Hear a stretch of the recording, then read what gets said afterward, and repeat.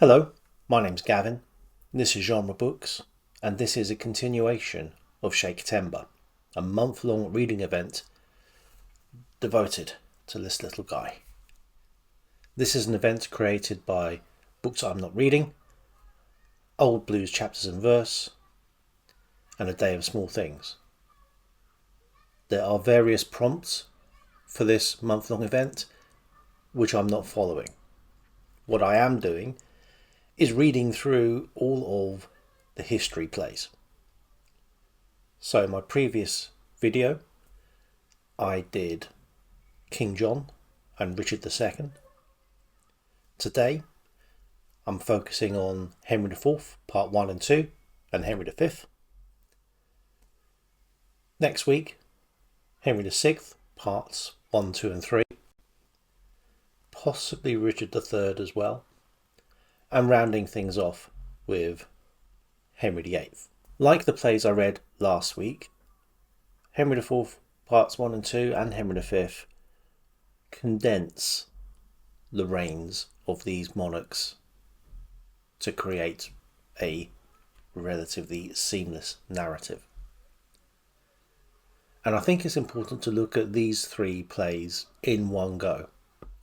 Although Henry IV is obviously the title character of the first two plays, I think you can make a convincing argument that the protagonist of these plays is the future Henry V, Prince Hal, for the first two. Consequently, although I will be trying to talk about these plays in linear succession, there's going to be a bit of bleed between them. And a little bit of harking back to Richard II as well. And I want to be looking at the themes, both within the individual plays and those that might occur throughout all of the works. Now, Prince Hal, Henry V, being the main character, that's only in human dimensions. The main character in all of this is the crown itself. Originally described as the hollow crown in Richard II, here we have another well-known phrase uttered by Henry IV, and that is, uneasy lies a head that wears a crown. It's certainly the case for Henry IV. Now, there are various reasons for this. There are real-world reasons, in that he is facing civil strife. He is trying to keep the country together whilst his opponents are actively trying to divide the realm between themselves for their own interests. So briefly, to set the scene, Henry IV has deposed his predecessor, Richard II. He does this because he has been stripped of his title and his lands. He had been exiled by Richard II, and when Henry IV's father, John of Gaunt, the Duke of Lancaster, had died, all of the Lancastrian possessions were transferred to the crown. Henry comes back from his exile, musters allies, and basically outfights Richard. Richard II thought that the crown, being the divine right of kings and being therefore the realm being his divine right, entitled him to take some actions which just did not wash with some of the nobility. Henry IV is much less thinking about power coming down from the Almighty and actually power residing within the strength of the nation and rising up against the monarch. He is now the monarch, however, and the weight of the crown is giving him pause for thought to reflect upon his treatment of Richard II. He is also suffering from basically undergoing the same tribulations that Richard II endured at his own hands. We have three parties. We have Owen Glendower in Wales. We have the Percys in Northumberland. And we have Edmund Mortimer, the Earl of March, in the south. Edmund Mortimer feels he has a stronger claim to the throne. The Percys, and the main character here is Henry Hotspur, the son of the Duke of Northumberland, feel they have not been adequately rewarded, recompensed, even repaid by Henry IV for helping him in uprising against Richard II. And Glendower is looking at this from a much more nationalistic perspective. He wants to keep Wales as a separate country. And between the three of them, they decide they're going to band together, take on the monarchy, and divide the kingdom into three. So Glendower keeps Wales, Mortimer keeps England up until the River Trent, and everything north of the River Trent becomes the domain of the Northumberlands, the Percys. So here we have again this theme of honour and treason. Honour is looked on through different aspects by the different characters. For Henry IV, it's a question of legitimacy, imposing his own legitimacy on the country and questioning a little bit the legitimacy in having usurped the crown from Richard II. For Hotspur, honour is bound with military prowess, with strength in numbers, and with personal martial ability on the field. For Prince Hal, honour is something he is planning to step into at the appropriate juncture. We'll come on to that in a moment, because at the moment, at the beginning of this play, he is under the sway of, I'll say the mentorship, but it's more the bad influence of Sir John Falstaff. And Sir John Falstaff's idea of honour is he's against the idea entirely. His own dishonourable behaviour he shrugs off and finds a way linguistically to thread the needle to excuse himself from everything. But for all the political shenanigans that are going on here, the main relationship for both parts of Henry IV is that one between Prince Hal and Falstaff. Falstaff is there as comedic relief, plainly, and he and his small gang of adherents are figures of fun, physically, linguistically. But as well as being that comic counterpoint, they do serve to offer an echo for the themes that are carrying on within, the main thrust of the narrative of the plays. When the plays were first written and first performed, Falstaff was not called Falstaff. He was known as Oldcastle.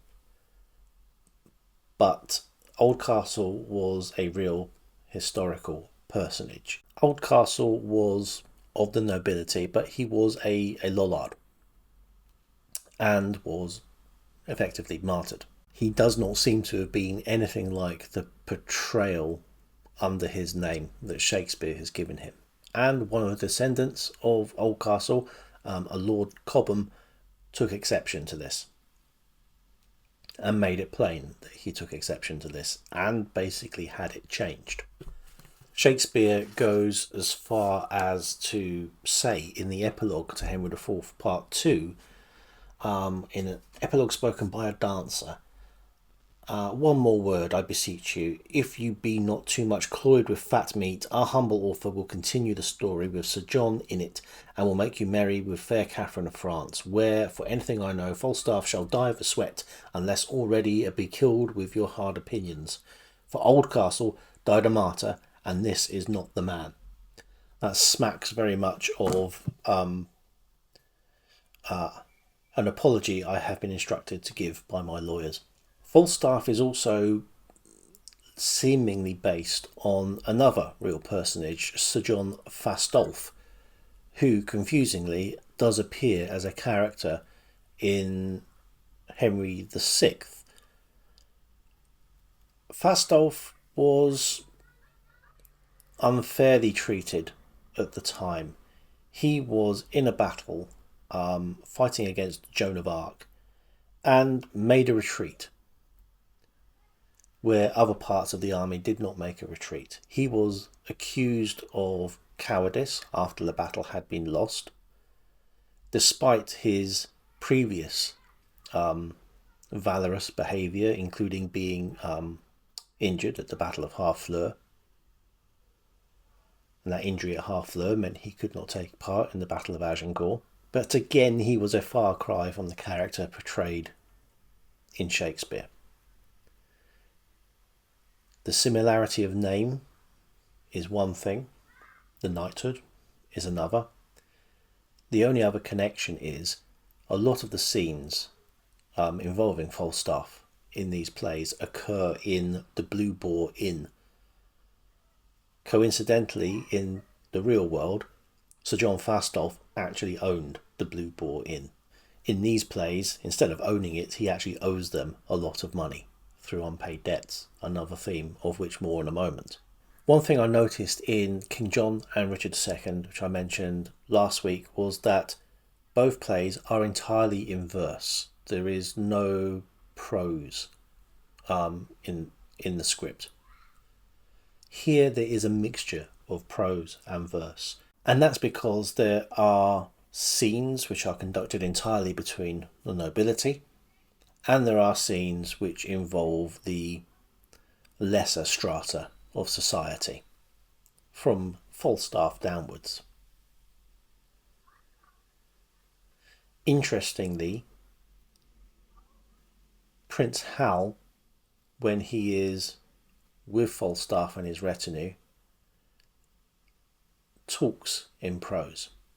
And in the second scene in the play, where everything has been conducted in prose, the rest of the actors have left the stage except for Prince Hal, and he soliloquizes. And he switches to verse. He is putting that speech on, the prose speech. He's in a way learning that speech, and he's doing this. So he says to sort of, to try to understand the nation as viewed from that perspective. And he says in this speech that, when the time comes, he is going to cast aside all the tomfoolery of his youth and become, a fine, upstanding member of society. However, it only seems to be the audience that he's told this to. Falstaff and his crew have certainly got no idea.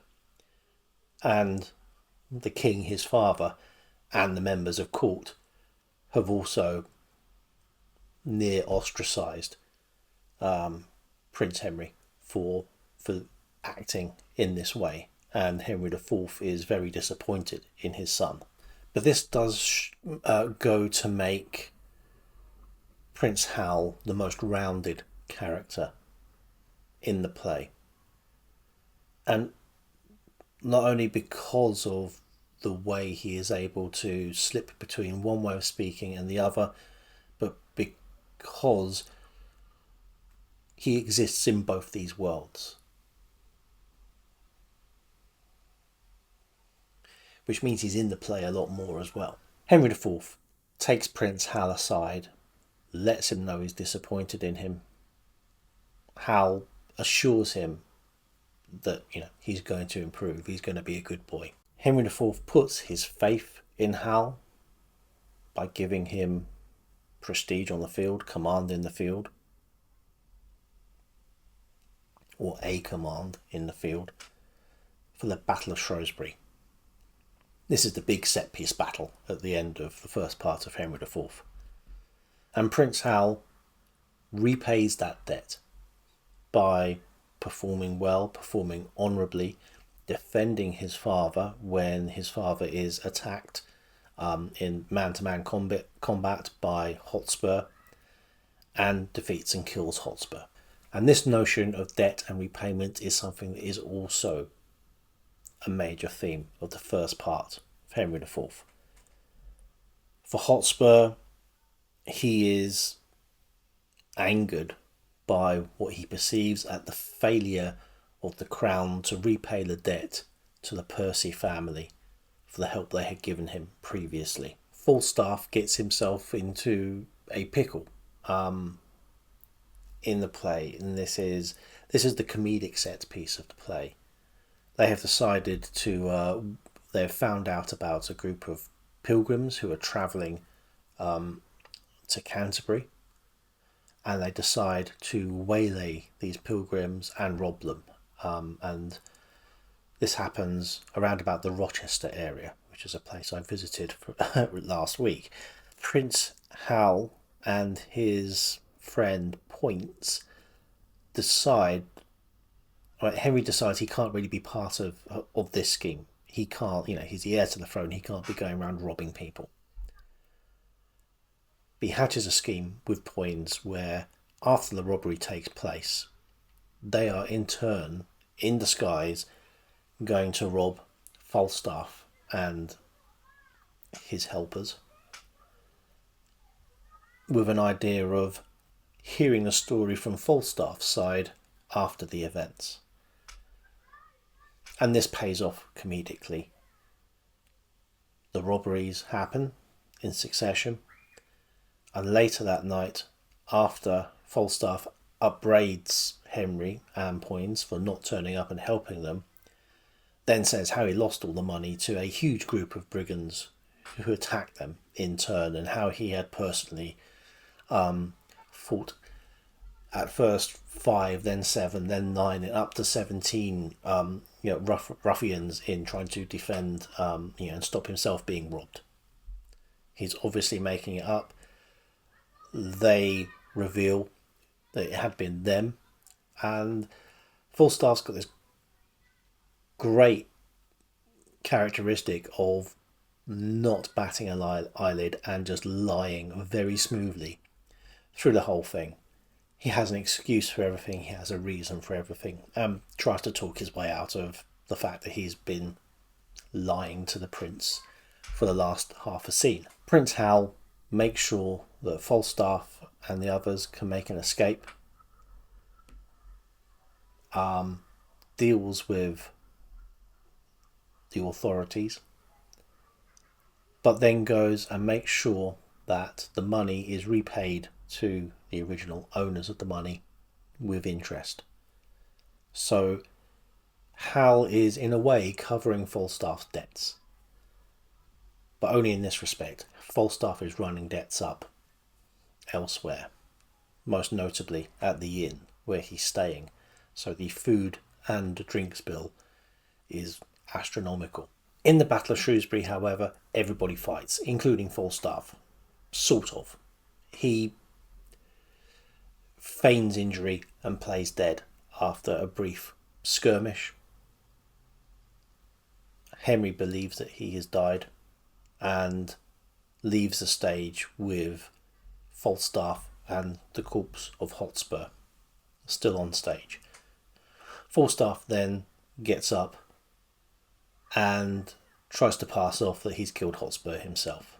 But at the end of the play, the crisis, the risk to the crown is averted. Henry IV is victorious, due in no small part to his sons. John, the Duke of Lancaster, has been fighting valiantly, and Prince Henry, had shown his mettle on the field and defeated Hotspur.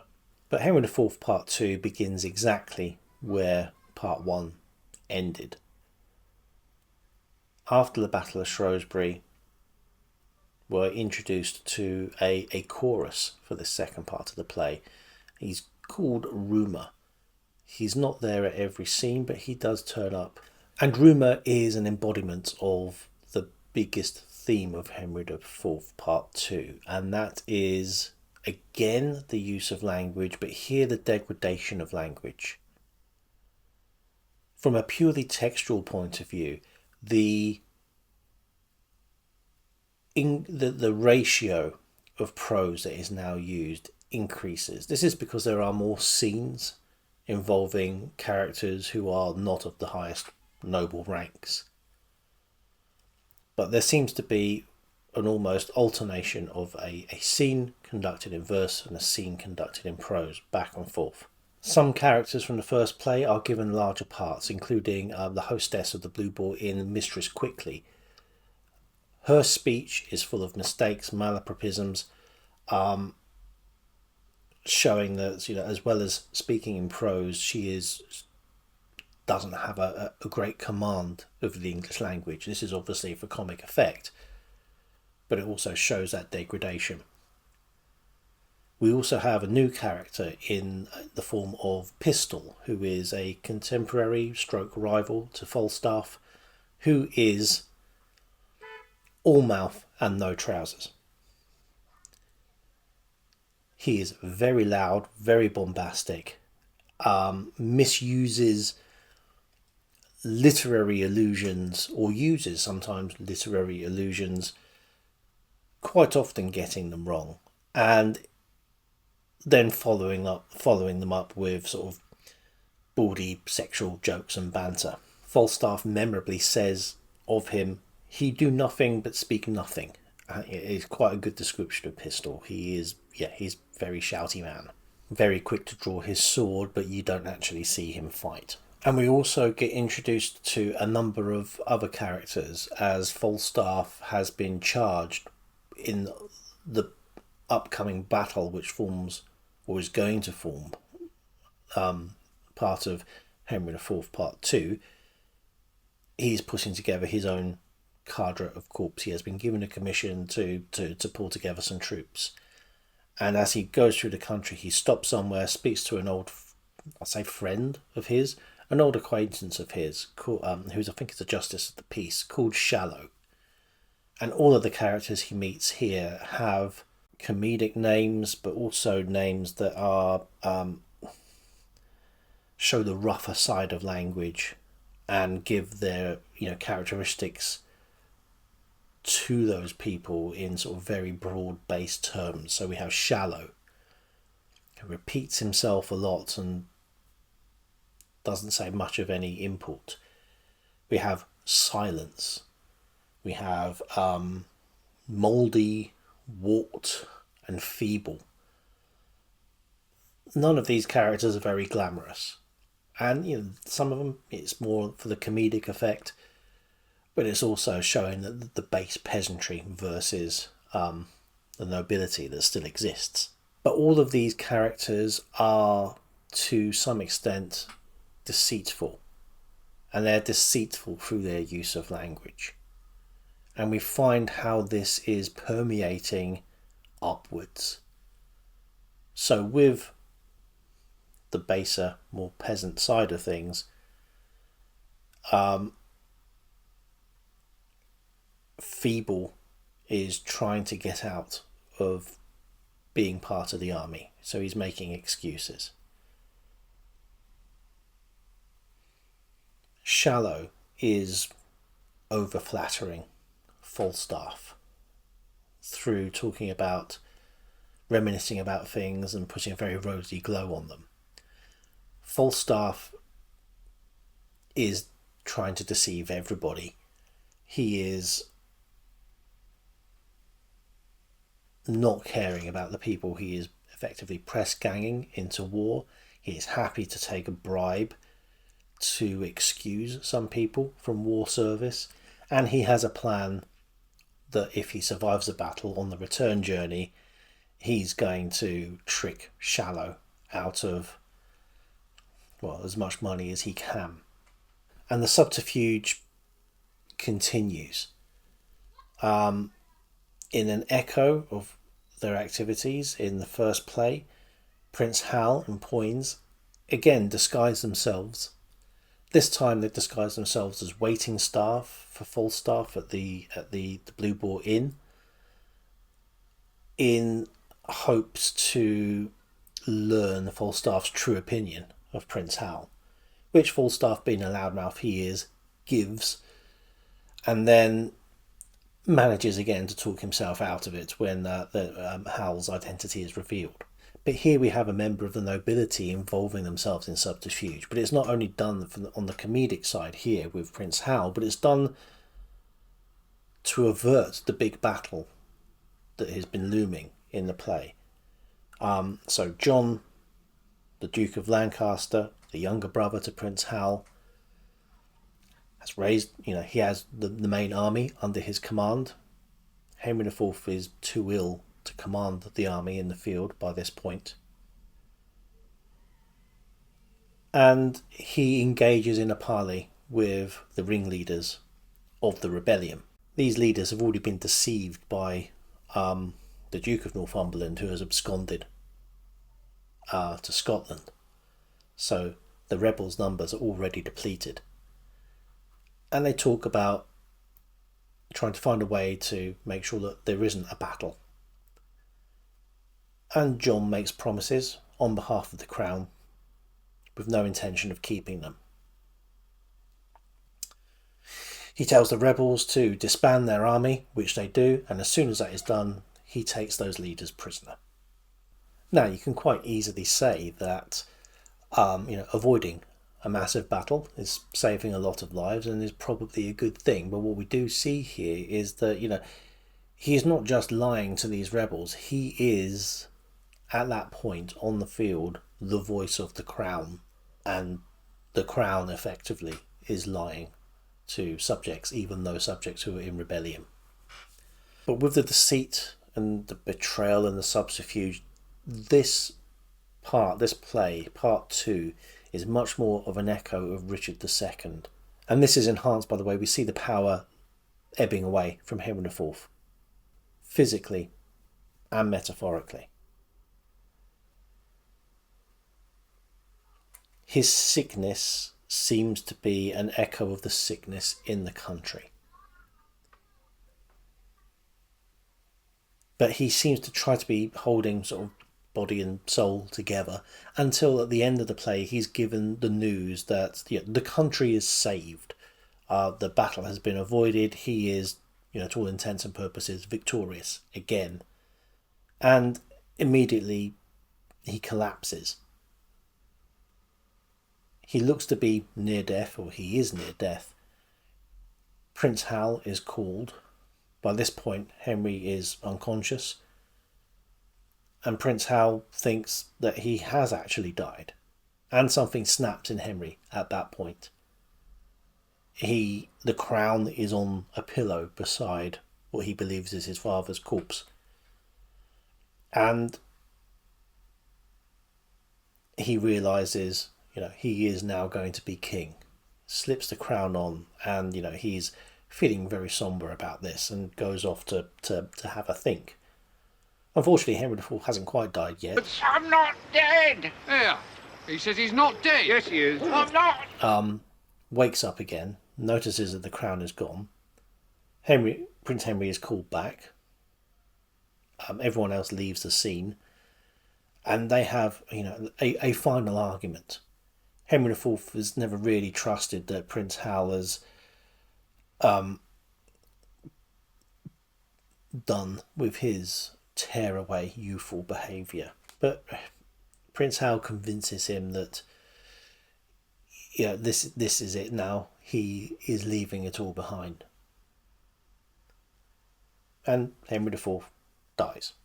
Henry V is the king. On the way back from the battle, Falstaff learns of this, knows that he is going to be in some position of power in the court to give people preferment and advancement, and takes a loan from Shallow in order to enrich himself, pay off some of his debts, and to on the promise that don't worry, you are now a lot closer to the new king than you were the last one. And at Henry V's coronation, Falstaff is there and cries out to the king, and he does so in a way that is, not befitting the treatment of the new monarch. But that's okay, because these are old friends, and in a scene which the comedy just leaves Falstaff entirely, Henry turns round to Falstaff and says, "I know thee not, old man." And for all of the roguery which Falstaff has been perpetrating for the last two plays, this is the moment that breaks him, is a very affecting moment. Yes, he's a bit of, he's a rogue, but we love him because he's a rogue. And to see him disowned like this is pretty hard to bear. But it is a theme that we really do come to in Henry V. Henry V is a strong king where Henry IV was perceived to be a weak king. Henry IV his reign is riven by civil war. He wisely says to Prince Hal on his deathbed, "Move your gaze abroad, rally people together in common cause."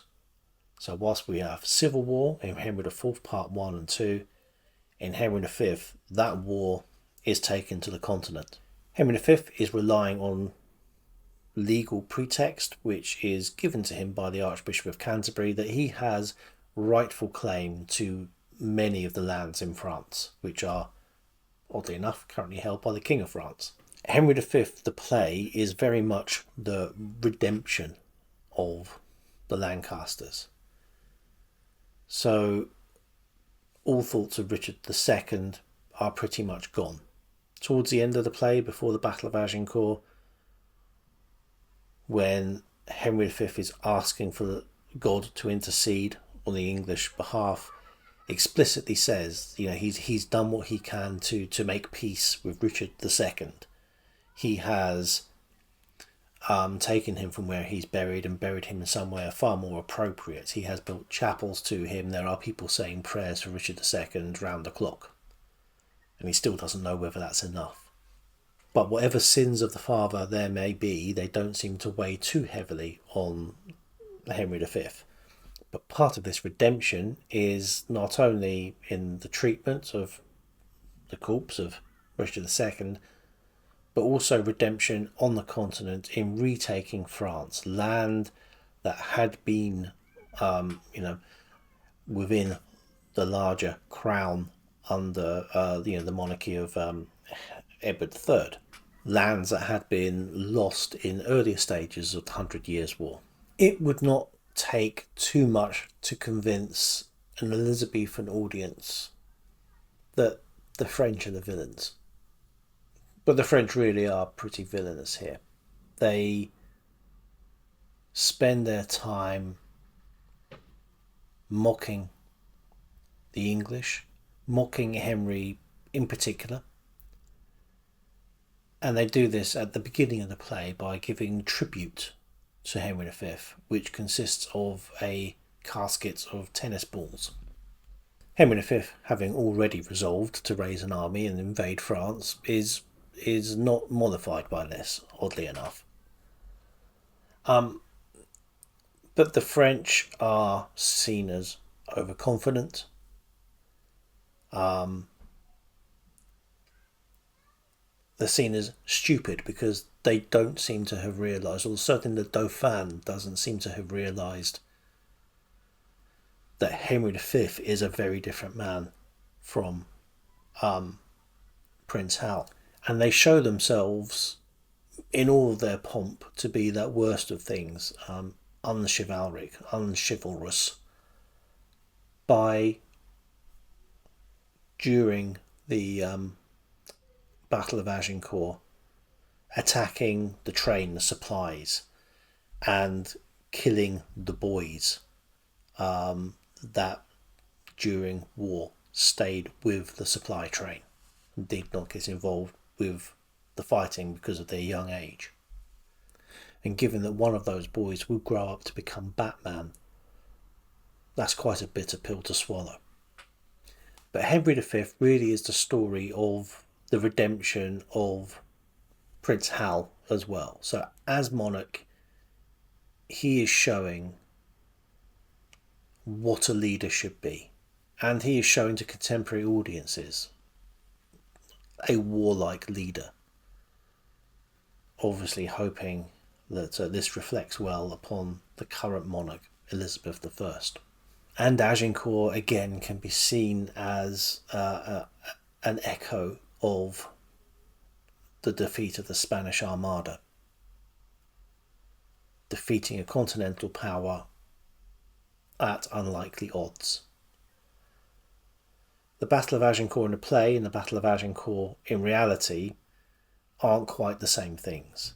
I think in the play it's the French lose 8,000 troops and the English barely lose 30. In reality, it wasn't that far off. There were 600 casualties on the English side, but 6,000 on the French side, and 7,000 captured. So there was a lot of ransom coming after this as well. But in terms of disparity of deaths on one side of a battle, 10-1 is not a usual occurrence in medieval warfare between sides which are supposed to be evenly matched at least.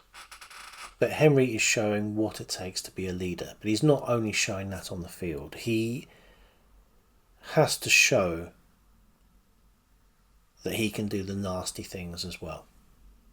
And that includes having people executed. At the beginning of the play, or near the beginning of the play, before they journey to France, there is there is a plot to assassinate Henry V.